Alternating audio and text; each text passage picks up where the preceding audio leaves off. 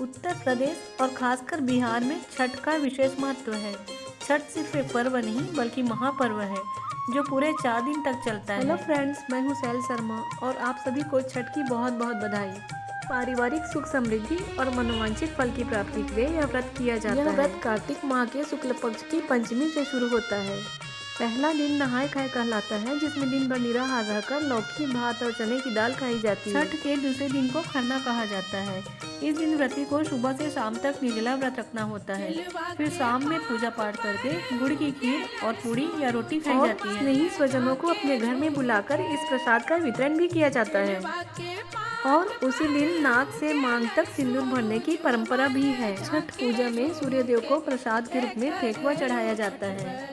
देखिए, हमारी बहन विभा सुबह 3 बजे से उठ गई हैं और नहा धोकर साफ सुथरे कपड़े पहनकर नए चूल्हे और नए बर्तन में ठेकुआ बना रही हैं।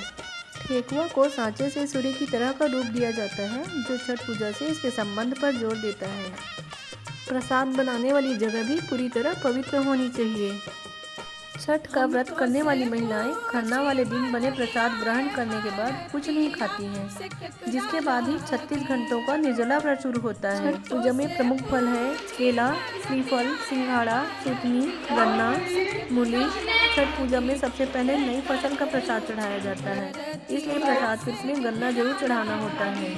इन सभी फलों को टोकरी में रखकर और चादर लपेटकर अपने सिर में उठाकर घर के पुरुष घाट ले जाते हैं, जहां सूर्य को पहला अर्घ्य देना होता है। परिवार के सभी सदस्य घाट जाते हैं और सूर्य देव और छठी मैया की पूजा करते हैं और सूर्यास्त को सूर्य का पहला अर्घ्य देते हैं। जिस घर में छठ पूजा किया जाता है उस परिवार में शुद्धता का बहुत अधिक ध्यान रखा जाता है, इसलिए व्रती के साथ साथ उसके परिवार के लोगों को भी केवल सात्विक भोजन करना चाहिए। इस व्रत को करने वाले स्त्री और पुरुष महापर्व के 4 दिन जमीन पर चटाई बिछाकर सोते हैं। छठी मैया की कोई मूर्ति नहीं होती, न ही कोई मंदिर है। कहा जाता है कि जो व्रती महिला है उसका भगवान से सीधा रिश्ता होता है। जो इसका पुण्य चाहते हैं वो व्रती को ही पूजनीय मानते हैं। सूर्य देवता को अर्घ्य देने के पहले पूजा की तैयारी चल रही है। पहले सूपा में सभी प्रकार का फल रख लिया गया है, उसके बाद कलश रखा गया है। छठी मैया के प्रतीक के रूप में पीढ़े में लाल कपड़ा बिछाकर मिट्टी रखी गई है। बहन विभा घर में ही पूजा कर रही हैं, इसलिए उन्होंने अपने छत में स्विमिंग पूल रखा हुआ है और उसके चारों तरफ सिंदूर लगाकर उसकी पूजा कर रही हैं। और अब फल से भरा हुआ सूपा हाथ में लेकर डूबते हुए सूर्य को अर्घ्य देना है। देखिए, छठ घाट में शाम का दृश्य है। जो इस व्रत को नहीं करते वो भी शाम को घाट का नज़ारा देखने और पुण्य लाभ प्राप्त करने जाते हैं। हमेशा उगते हुए सूर्य को अर्घ्य दिया जाता है, लेकिन छठ ही ऐसा पर्व है जिसमें डूबते सूर्य को अर्घ्य दिया जाता है। पानी में खड़े होकर फल से भरा सूपा हाथ में लेकर सूपा को पानी से छुआया जाता है, फिर परिक्रमा की जाती है। इस तरह 7 बार परिक्रमा की जाती है।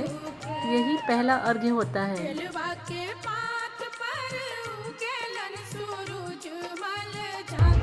और मैं भी इस पूजा विधि को देखने अपने फ्रेंड्स के साथ छठ घाट आई हुई हूँ। मुझे बहुत अच्छा लग रहा है। सूर्य को अर्घ्य देने के बाद कोसी भरी जाती है। कोसी बनाने के लिए सबसे पहले छठ पूजा की टोकरी को एक स्थान पर रखकर इसे चारों ओर 4 या 7 गन्ने की मदद से एक छत्र बनाया जाता है और एक कपड़े में ठेकुआ, फल और केला रखकर गन्ने में बांधा जाता है। धार्मिक मान्यताओं के अनुसार किसी मनोकामना की पूर्ति के लिए कोसी भरने का संकल्प लिया जाता है। जब साधक की मनोकामना पूरी हो जाती है तो वह छठ पूजा के दौरान कोसी भरकर छठी मैया का आभार व्यक्त करता है। परिवार के सभी सदस्य इस पूजा में शामिल होते हैं। मूल निवास बलिया उत्तर प्रदेश के हैं और ये कोसी जो भरते हैं, घर में अगर बाल बच्चे होते हैं तो खुशी से कोसी भरते हैं।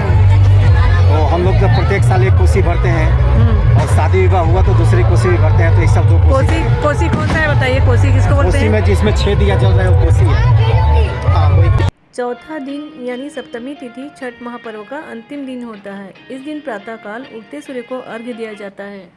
व्रती फल से भरे सूपा को हाथ में लेकर जल में खड़ी होती है और परिवार के सभी सदस्य बारी बारी से उसके सूपा में 2 बार जल और 2 बार दूध डालते हैं और व्रती उस सूपा को लेकर परिक्रमा करती है। इसके बाद नदी या तालाब में दीपदान किया जाता है। तत्पश्चात व्रत का पारण किया जाता है। हम लोग भी सूर्योदय के समय छठ घाट पहुंच चुके हैं। अब सभी की पूजा लगभग संपन्न हो चुकी है और अब है प्रसाद लेने की बारी। महिला या पुरुष से ओली में प्रसाद लेना बड़ा ही शुभ माना जाता है, इसलिए इस प्रसाद को मांग कर लिया जाता है। फ्रेंड्स, क्या आप जानते हैं छठी मैया कौन है? छठी मैया ब्रह्मा जी की पुत्री, स्कंद कुमार कार्तिकेय की पत्नी और सूर्यदेव की बहन है। छठ या सूर्य षष्ठी व्रत करने से मनोकामना पूरी होती है। आइए लोगों से पूछते हैं क्या है इनके विचार। बारे में आपको क्या बताऊं, पिछले साल छठ मैया से मैं मांगी थी, हे छठ मैया मेरी बेटी का गोद हरा करे। छठ मैया मेरी बेटी को जोड़वा बेटा दिया है। वाह। देखो मैं दोनों बच्चों को लेके आई हूँ। हाँ। और एक मेरी बहन है शालिनी मिश्रा, उसके लिए भी बोली थी, उसको भी गोद हरा कर बेटा दे। आज वो छठवा दिन है, उसको बेटा हुआ है। जय हो छठ मैया की, मनोकामना पूरी होती है। जय। अगर छठ माता से जो मनोकामना आप मांगे सब पूरा होता है ना। जय छठी मैया।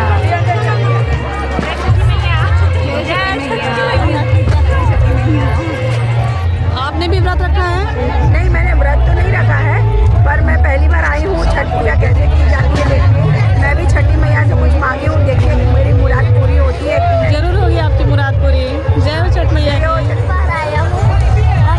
कैसा लग रहा है? कैसा लग रहा है? बहुत अच्छा लग रहा है। और आओगे नेक्स्ट टाइम?